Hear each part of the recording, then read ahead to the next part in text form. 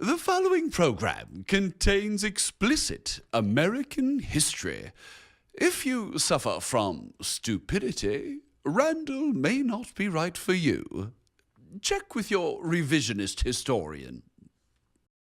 Speaking the truth when others hold their tongues. Wrestling for justice with left-wingers and crocodiles. Resisting the temptation to keep the peace at any price.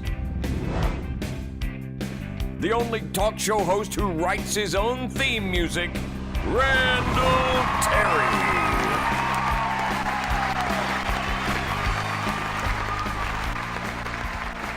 Welcome, ladies and gentlemen. It is I, your servant, Randall. Listen, it's not a delusion, and it is grand.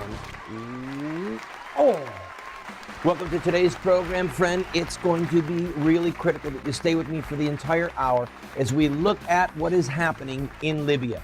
Today's program brought to you by Muammar Gaddafi, the most fashionable dictator since Napoleon, and by France. Hey, we've got all this military hardware we've never used. Let's put it to the test.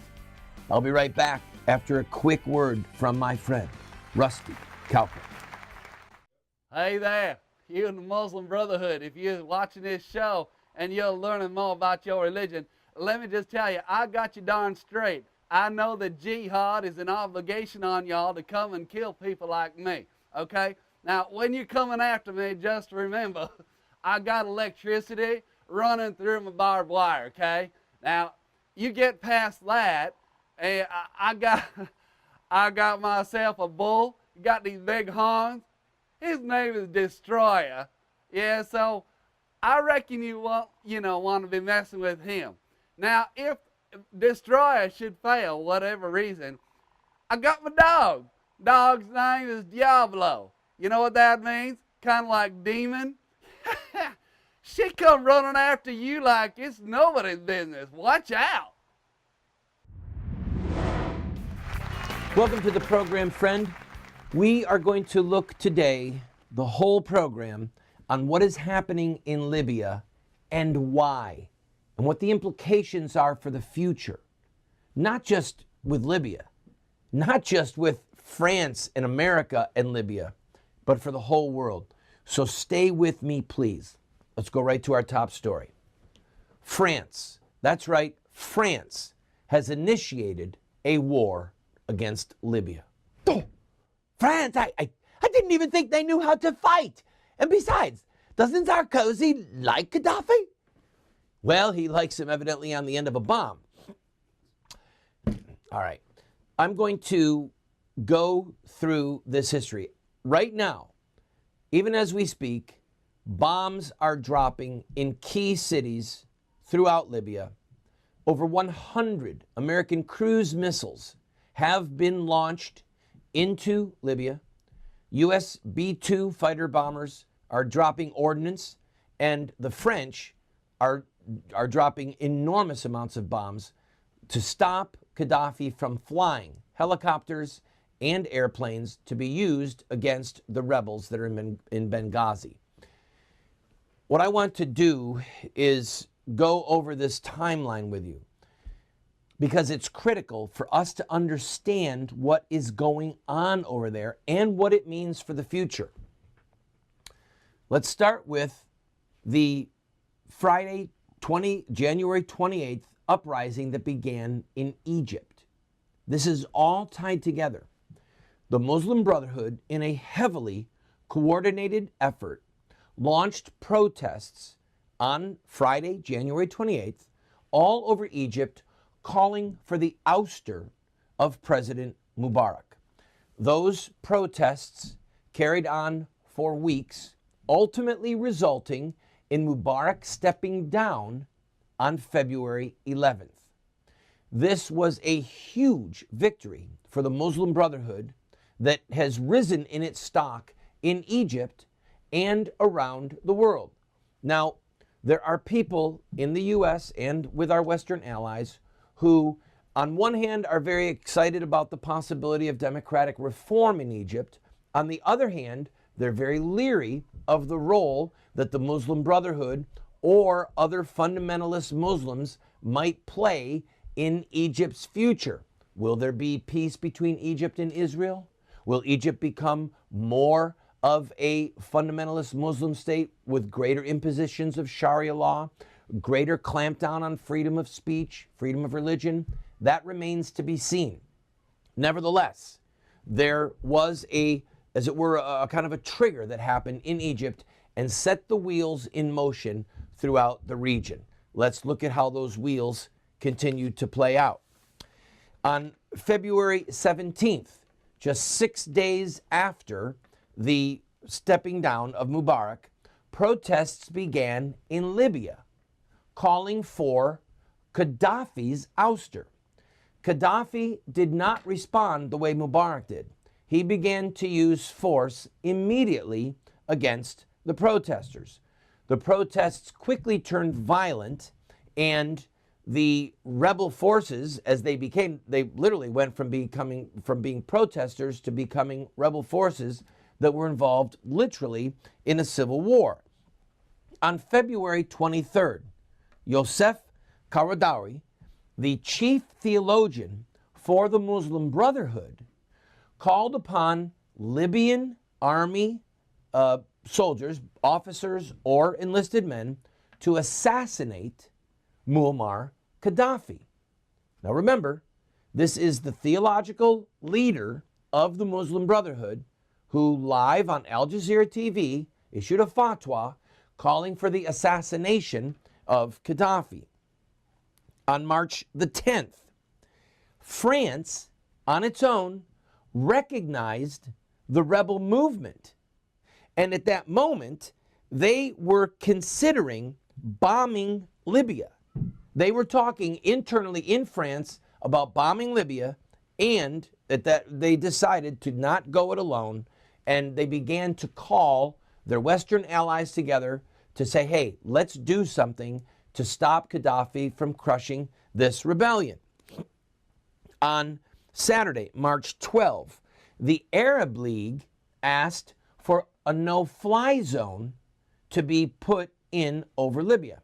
Now, this was a key moment in what unfolded because there were discussions, both in France and America, for a no-fly zone to be implemented. You may remember that Senator McCain was saying, look, we have the ability to do it, let's do it.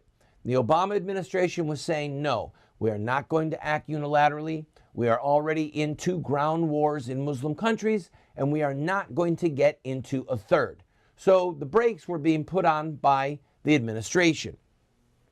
Then, moving along, on Friday, March 18th, after the Arab League asked for a no-fly zone, the Western nations said, well, maybe this is something that we should look at.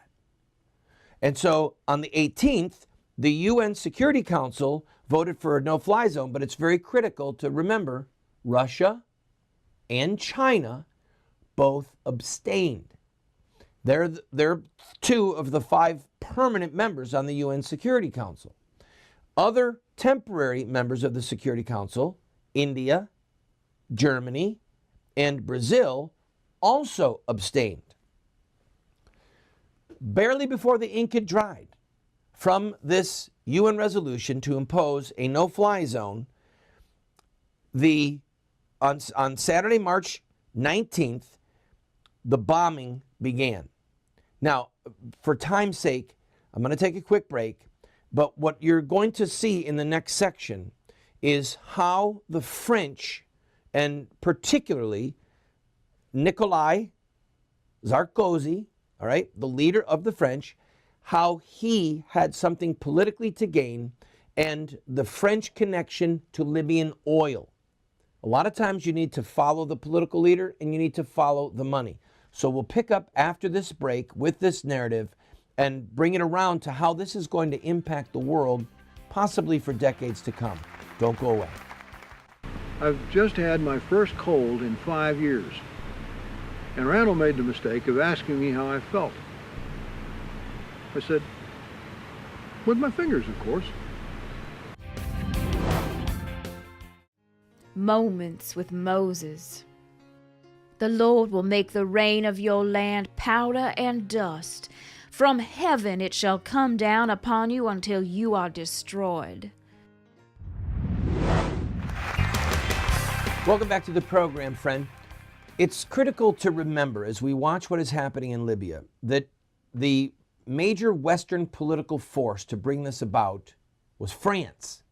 I know that that sounds bizarre, and most of us make jokes about the French and their unwillingness to fight. So why?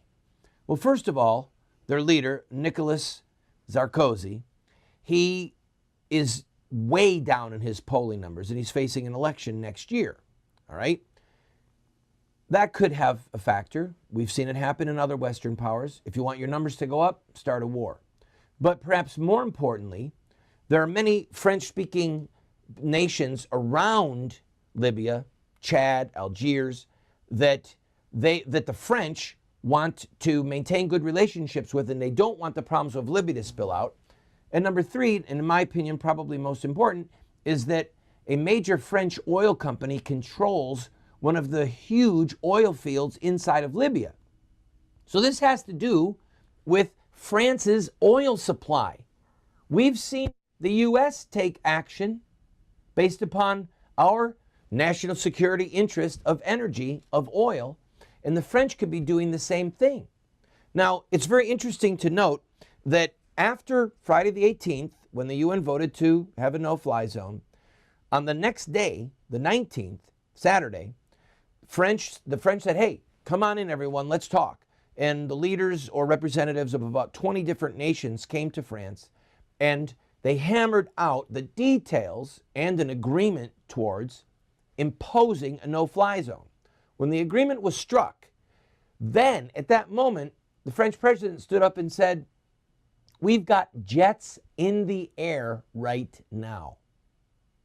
Literally, France will take its part and play its role in history.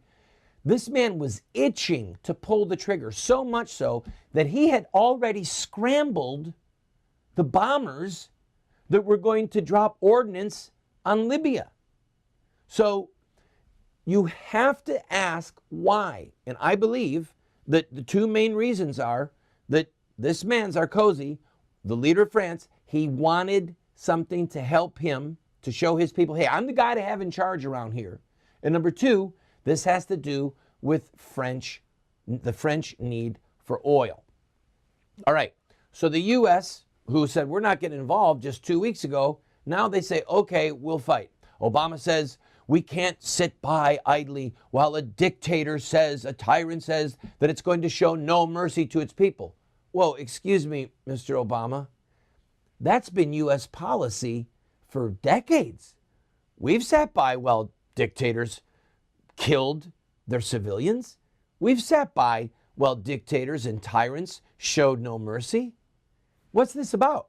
And other people will rightly point out that the U.S. said it wouldn't go it alone, but then when the UN says jump, Obama jumps. The one-worlders are going to have a field day with this. I don't want to go down that path right now because there's something else that I believe is more important. And by the way, now the Arab League, Russia, and China are all saying, whoa, whoa, whoa, this is not what we signed up for. China and Russia are saying, we didn't abstain so that you could kill civilians because civilians are dying as these bombs are being dropped. And the Arab League is saying, no, this isn't what we envisioned either. So now this has all begun. Where is it going to end? Well, I'm going to tell you in a minute. But first, Gaddafi was considered not just a dictator, but a thug. Gaddafi, using Libyan oil money, was arguably, with the exception of Saudi Arabia, the largest exporter of terrorism for many years. He ran terrorist training camps. Obviously, we know about the Lockerbie bombings, the German discotheque bombing. There were people that were, even the IRA, which is Irish, they were receiving money and training in Libya. So basically, Reagan said, we're going to take this guy out. You may remember, dropped bombs, tried to kill Libya. At that point, Gaddafi started to back off. The UN agreed to an embargo on Libya, and it crippled much of Libya's economy, not completely, because the Libyans were not allowed to buy spare parts and new materials, new rigs and stuff to exploit their oil fields. We're talking billions and billions of lost dollars because of the UN embargo. Britain reached out to Gaddafi. You might remember Tony Blair actually went there. And basically, Gaddafi turned over the Lockerbie bombers, turned over the people involved with the German discotheque bombing, gave money to the victims' families of the Lockerbie bombings, gave up WMD, weapons of mass destruction, and gave up all his technology. And in exchange for that, the UN sanctions were lifted, and Gaddafi came in out of the cold. All right, Condoleezza Rice went there under George Bush. Tony Blair went there twice. And Gaddafi became an ally in the war on terror. And ultimately, Libya was removed from the U.S. State Department's list of state sponsors of terrorism. This was considered a huge victory for U.S. policy. We got one of the state sponsors of terrorism to crack, to break, and to give up sponsoring terrorism. So this was supposed to be a textbook example of how the world could unite and cause a nation that was exporting terrorism and was a state sponsor of terrorism to stop. And now Libya is under attack and Gaddafi is under attack. I've got to take a quick break. When we come back, I'm going to tell you what everyone is afraid of and how this is going to play out and what it means for the future. Don't go away. Look, when you get as famous as me, you got to do your own car work too, okay? Don't be alarmed, I'm a professional on a closed track. It is a fine thing to be honest, but it is also very important to be right. Sir Winston Churchill. Welcome back to the program, friend. By the way, for those of you who don't know, I just finished the work of a master's degree in diplomacy and international terrorism. That's why this is in part so important to me as a broadcaster, and I hope that my research is a benefit to you right now. This attack on Libya has only one of three possible endings. You ready? Number one, that Gaddafi is killed. The Western allies are going to probably have to kill him. Another possibility is that some Arab nation gives him refuge and he leaves the country and leaves power. The third is, and this is the most unlikely, but it could happen, is that he agrees to democratic reform inside of Libya. What worries and should worry the U.S. State Department and our allies is that if Gaddafi stays in power, he will begin to export terrorism again. He's already talking about it. He has a history of it. And he has enormous sums of money at his disposal. And he can go around the Westerners and just find Muslim terrorists who would be all too happy to utilize the money at his disposal to attack the people that have attacked him. Al-Qaeda would happily take his money to attack France or England or America or any number of infidel nations.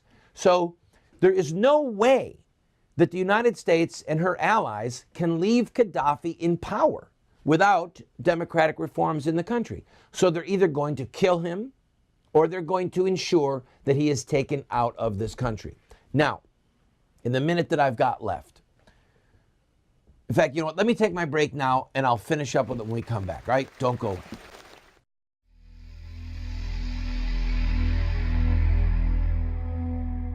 You will not fear the terror of the night, nor the arrow that flies by day, nor the pestilence that stalks in darkness, nor the destruction that wastes at noonday.